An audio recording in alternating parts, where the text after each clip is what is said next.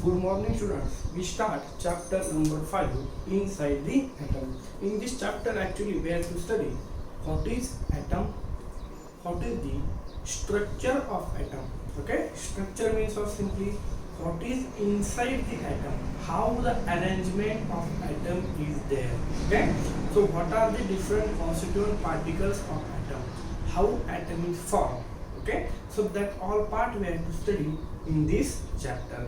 Before directly go inside the atom, first we have to see the different types of theories. Okay, so in that first theory we are already studied in the last lecture, that is the Dalton's atomic theory. Okay, so in that we have studied that atom, according to Dalton, atom is not simply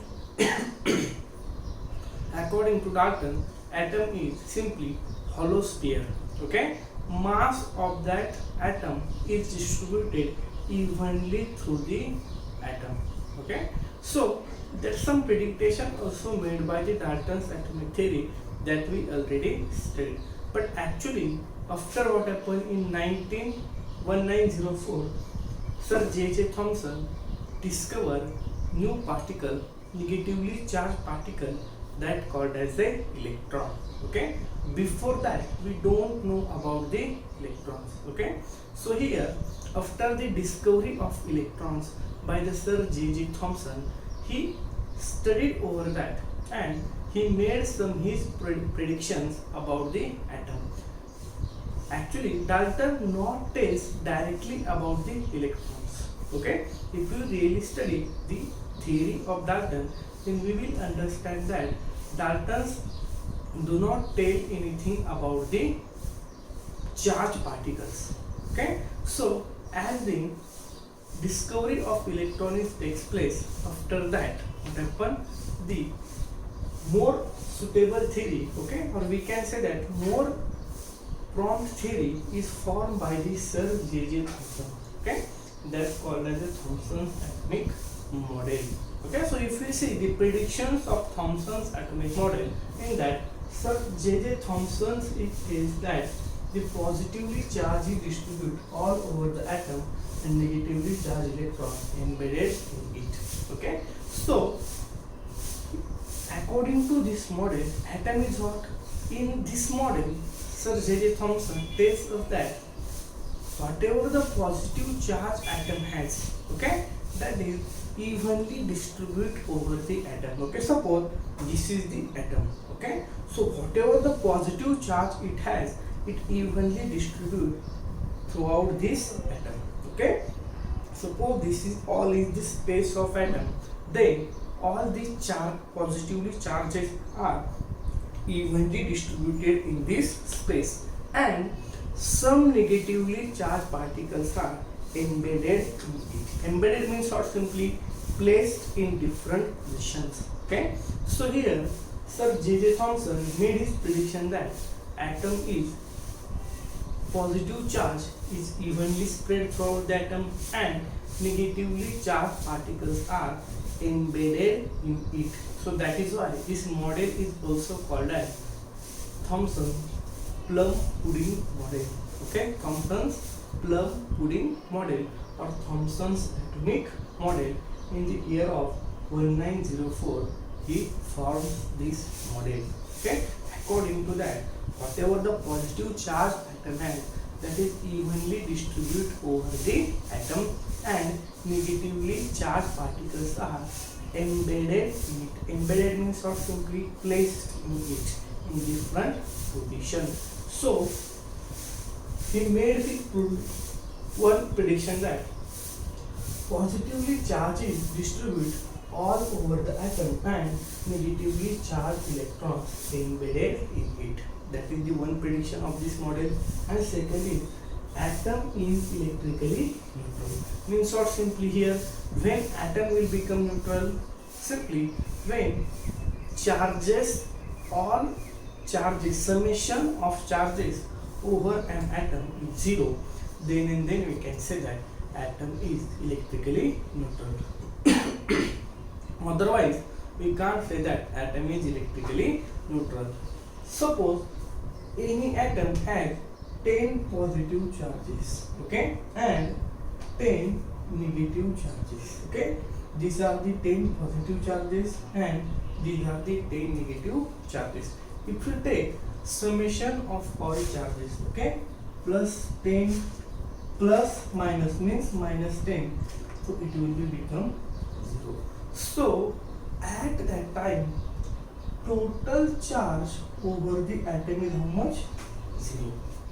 When it had same number of positive and same number of negative charges, okay. So same thing is happened in case of atom. What happened in this prediction? Thomson tells us that atom is electrically neutral, means whatever the prediction he first made, that is the positively charged distribute throughout the atom and negatively charged electrons are embedded in it. It means that the number of positive charges and number of embedded negatively charges are in equal numbers, okay. Simply what? Number of positively charged and number of negatively charged particles are equal in an atom. That is why atom is electrically neutral, okay. So that is the simply what Thomson's atomic model. In that, what is tell that suppose this is atom, okay, we tell that positively charged particles are evenly distributed over an atom. Positively charged is evenly distributed throughout the atom and negatively charged particles are embedded in it. Embedded means what? Simply we place it. And if we measure whole charge present on an atom, that is always 0. Means what? It is electrically neutral. Whatever the number of positive charges are there, same number of negatively charged particles are present there, means that charge balance each other, okay. So that is given another prediction made by the Thomson's atomic model, okay. So these two predictions we have to remember. First is positively charged is distributed all over the atom and negatively charged electrons are embedded in it. That is the one prediction. And second is the total number of charges. If we take summation of total number of charges, then we will find out equal number of positive and negative charges are there. Means what? Due to that, atom is remain electrically neutral. That is the another one prediction made by the Thomson's atomic model, okay. So that much part we have to remember about the atomic model. So actually, if we see today's structure, we know this is the atomic structure, okay, well known atomic structure. This is the nucleus, okay, and these are the different orbits, and in that different orbits electrons are revolved around the nucleus. Here all positive charges are there. So actually in this model he just tells us that all the charges are evenly distributed over the atom, okay. But actually this cases happen here about today's atomic model that we accept, okay, no, okay. So this is the one theory that proposed in year 1904, okay. Means at that time various equipments are not there, science is also not that much developed, okay. But today we have some higher magnifying equipments, so we can observe atom also, okay. So such a way that these are the some people, they made their prediction and try to understand what is atom, okay. So in if we see the Dalton's atomic theory, there he did not mention about these electrons, because at that time discovery of electron is not there, okay. So such a way that step by step development in different atomic model is takes place, okay. How this development is takes place and how we reach this stage today, okay. This is also one prediction, okay. We are actually don't know about that, but it is more, we can see that realized to us, okay. It may be like this, okay. So how we reach this step, we have to see in step by step manner. In the first but first model, that is a Dalton, there he did not clear about the charges. Okay, but in second model, this Thomson's atomic model, what happened? He tells about this positively and negatively charged particles.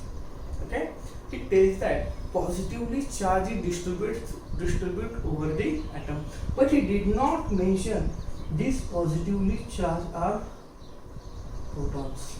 Okay, so some loopholes are present in there some early atomic models. Okay, how we go here up to this modern atomic model, that we have to see. Okay, for that we have to see next model, that is the Rutherford's atomic model.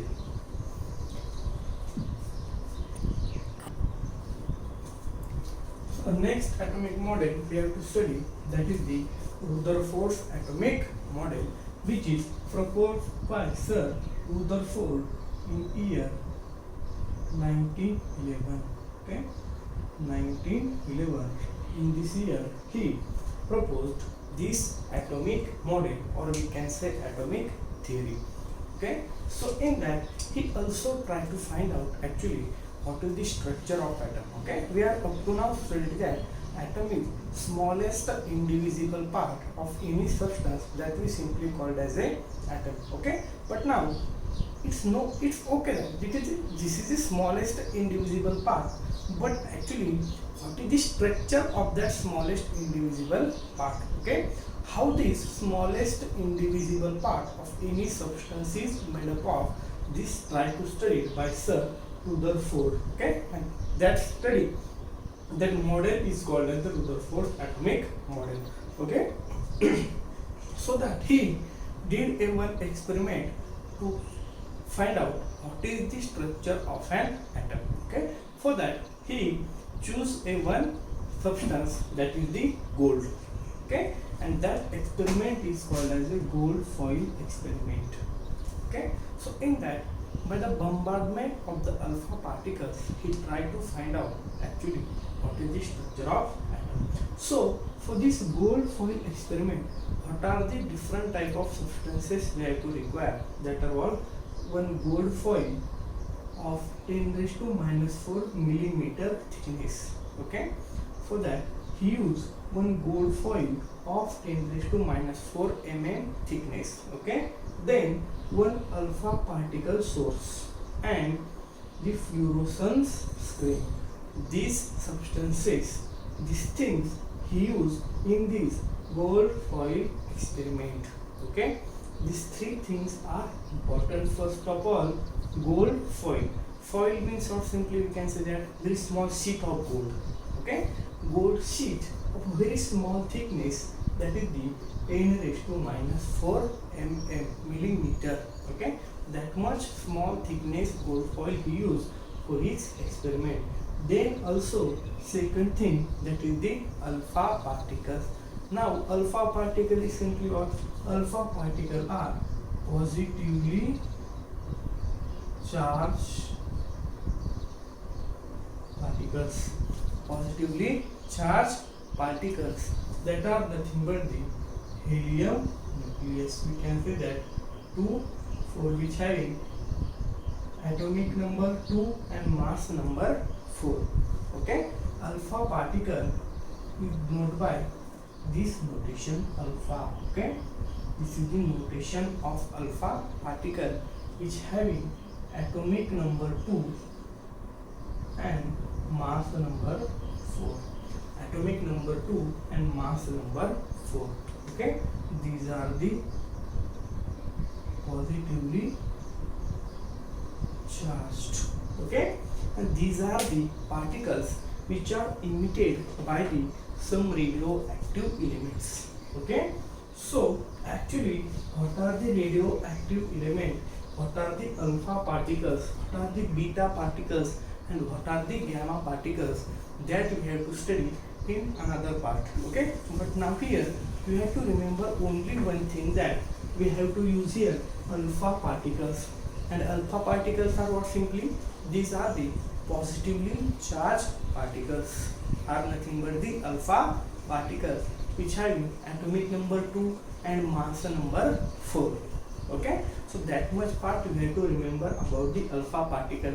Some higher study about these radioactive radiations we have to study in the next year. Okay, in some further higher classes then we will study there, but still you have to remember alpha particle are nothing but the positively charged particle. And third is fluorescence screen. Okay, so fluorescence screen, that screen we have to use to get the impact of the that alpha particles. Okay, so we can see the trajectory or simply path of a alpha particle by using this fluorescence screen. Okay, if these alpha particles are strike on this fluorescence screen, then we will see some bright spots are there. Okay, so simply to the identification for the path of alpha particles we have to use this fluorescence screen. Okay, if you see the diagram given in book, okay, that is there is one substance holder is there. Okay, that is the alpha particle source are placed in a one box. Okay, because these are the radioactive radiations and which are the harmful. Okay, so that is why we have to present it carefully. So that substance, then we have to place a gold foil, and around that gold foil what we have to place this fluorescence screen. Okay, we have to simply embedded, or we can say that bombard this alpha particle on this gold foil. Okay, we know gold foil is made up of atom of golds. Okay, so as we bombard these alpha particles on gold foil, at that time these alpha particles interact with the atoms of gold. Okay, and actually what happened after that, that is interesting in this Rutherford's atomic model. This experiment many times asked in examinations. Okay, so by the view of examination, this experiment is also important. So actually after the bombardment of alpha particles on a gold foil, what happened, that we have to see in this model. We will get one somewhat near about clear picture of atom by using this model. Okay, importance of this model is that we know Bohr's atomic model is final. Okay, we use Bohr's atomic model, but before that this Rutherford's atomic model. Okay, he tells us about the, which we can say that he helped to Bohr, okay, to find out the structure of an atom, how and what happened in gold foil experiment, and what are the predictions of this Rutherford's experiment that are also important. Okay, that predictions are important. That total experiment and prediction we will see in tomorrow's lecture. Thank you.